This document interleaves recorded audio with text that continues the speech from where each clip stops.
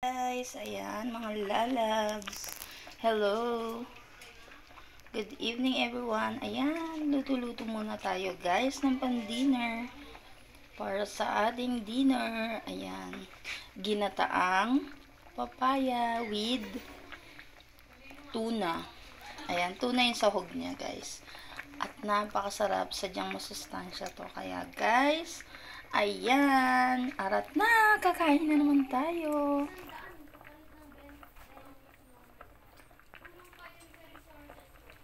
Oops, ang sarap, di ba? Yan, kumukulo-kulo na po at luto na siya.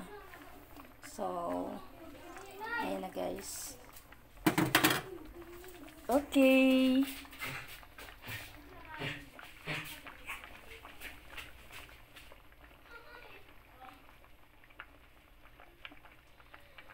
O, luto na. I-off ko na. Bye guys.